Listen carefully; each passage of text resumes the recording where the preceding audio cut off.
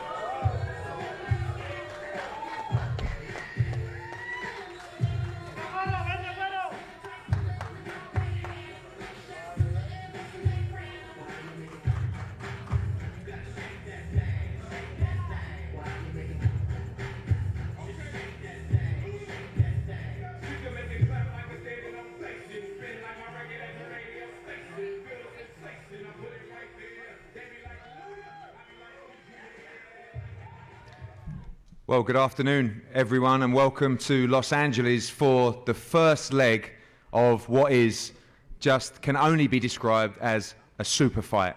We saw there the head-to-head. It's the trilogy. Canelo Alvarez against Gennady Golovkin for the undisputed super middleweight championship of the world. September 17th, T-Mobile Arena, Las Vegas, live on DAZN pay-per-view.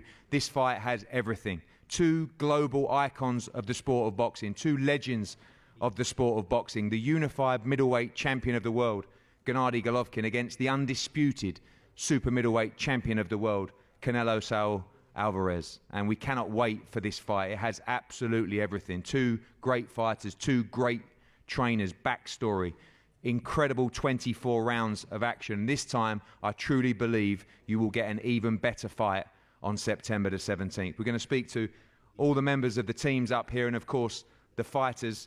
I'm going to start with you, Saul, if that's okay, as the champion. This fight, I've never quite seen you in this frame of mind before. Talking to the media backstage there, the head-to-head up there. Is it fair to say this fight is personal for you? Yeah, it's personal for me. And this is the way I am. I'm not pretending to be a other person or say things in media or in other place and come here and pretend, I don't say anything, I don't want to say anything. No, it's personal for me because he talk a lot of things, and you know, guys, that's why it's personal. And I just can't wait to be in that ring.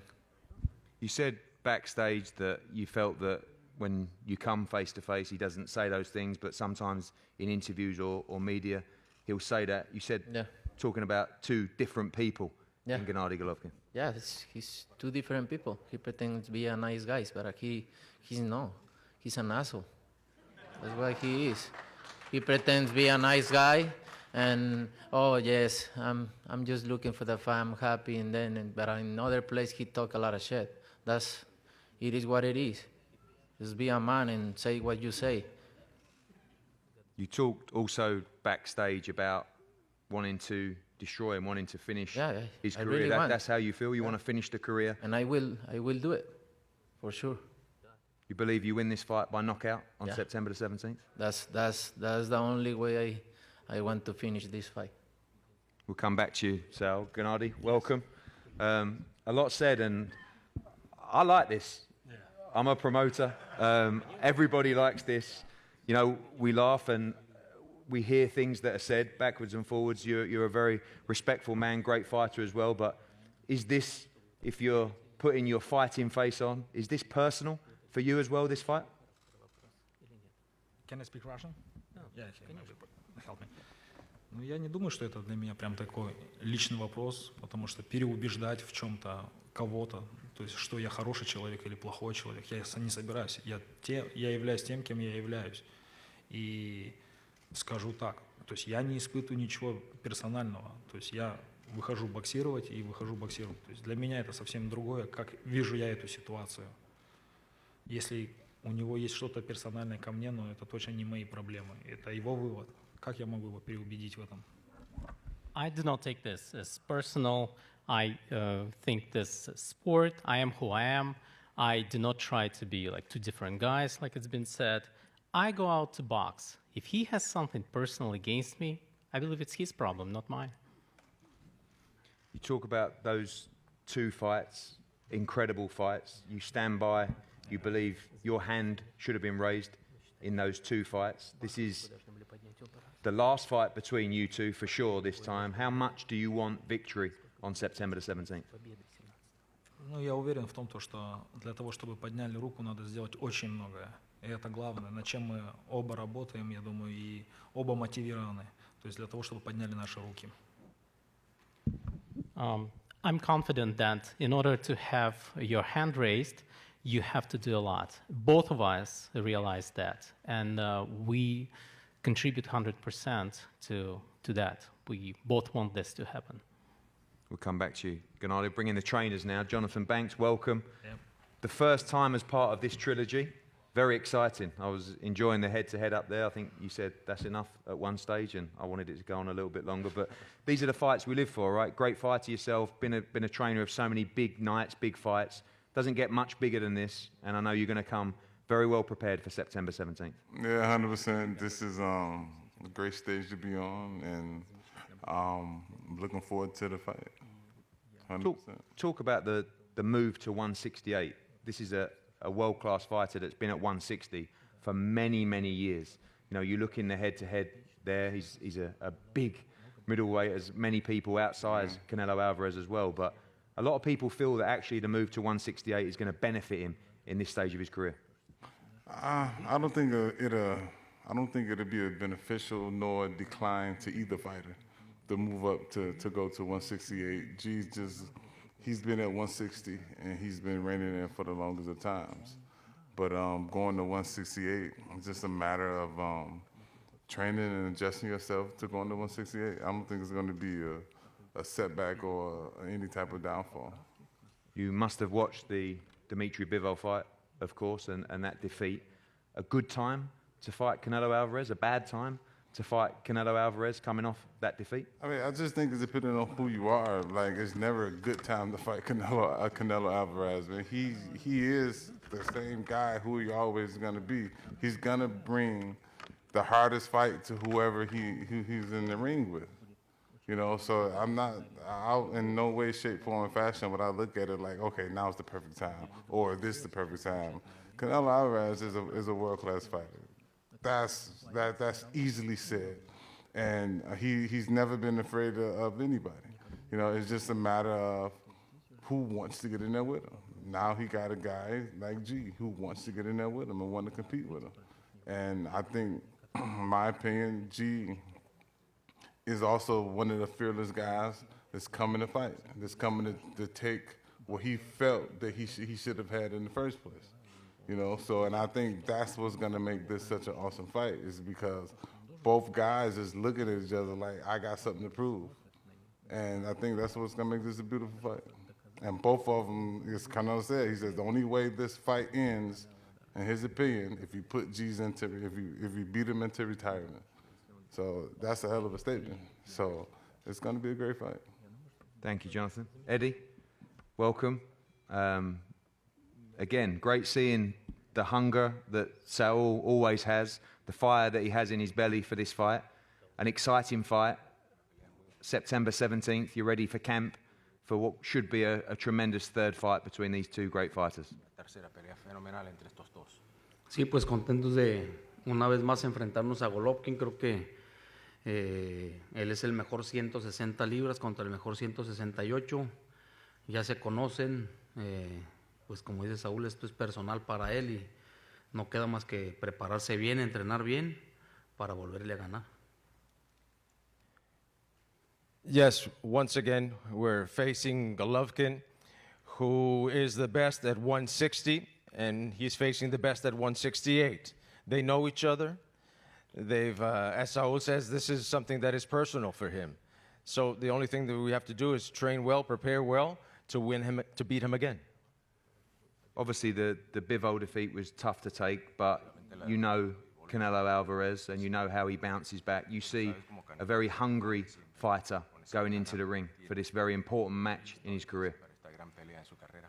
Sí, la pelea contra Bivol fue una derrota que caló, pero pues yo conozco a Saúl, siempre eso le sirve para regresar más fuerte y lo van a ver el 17 de septiembre. Yes, the loss was a loss that really hurt. It really hurt, but I know Saul, and Saul, this helps him to come back stronger, and you'll see that on September 17th. And finally, Saul's made it very clear that he believes he wins this fight by knockout as his trainer. Do you believe in that result? Pues vamos a prepararnos fuerte. Lo que sí les digo es que vamos a salir desde el primer round a ganar la pelea y ojalá y sea por nocaut. Well, what I can tell you is that we're going to prepare strongly for this fight. And since from the first round, we're going to come out to win the fight, and hopefully it'll be by knockout. Thank you, Eddie. Gennady, a lot of questions about your age. You look fantastic. You look extremely fresh. We talked about the move to 168 pounds.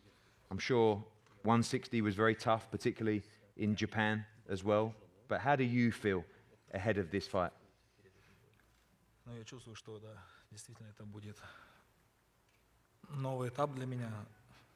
Ну, то есть многие чемпионы, многие спортсмены в этой ситуации оказываются. Я думаю, я сделаю все лучше, покажу лучшего себя в этой ситуации. Посмотрим, время покажет, бой покажет. I feel that it's going to be like a new stage for me. And a lot of boxers found themselves in this situation before. I'm certainly going to prepare and I'm going to show my best. I've seen certain things said between the two of you guys, but if you speak from the heart, do you respect this man? Do you like this man? Вы знаете, как бы много можно говорить. Я скажу за него персонально, да, то есть, конечно, чего он достиг в спорте, какой бокс он показывает, это заслуживает уважения, потому что я большой фанат бокса. Но то, что вот эти вот эмоции, которые происходят сейчас, я не понимаю, потому что у нас было прекрасных 2 боя, после чего, то есть мы обнялись, пожали руки, и как бы сейчас заново что-то получается. Он говорит, что я много чего-то говорю, не знаю. Что-то я сказал, что-то неправильно или что-то необычного, как бы я в этом не нахожу ничего, что я сказал что-то плохое в его сторону. You know, if we take my opponent's achievements, I believe he did great because I'm a big fan of boxing, and from that standpoint, I respect him a lot. And as for him saying that it's personal, I really don't understand what he's talking about because after the second fight, we shook hands, and I believe we put everything behind us back then. And if he says that he still has something against me, I believe it's his problem, not mine. So, finally, the last word to you. Do you buy that? Yeah. You shake hands, it's over. You respect one another. That's what I think in that fight. That's what I think, the same way. saying, and that's it. We shake hands. But after that, he started talking. So, not make sense. But it is what it is. I'm just glad to be here, and I can't wait. Fired up, coming back from the defeat. I know it hurt, that defeat to Dimitri Bivol, but hungrier than ever. Yeah. And ready to put in a career best performance. More dangerous than ever. More dangerous. Yeah.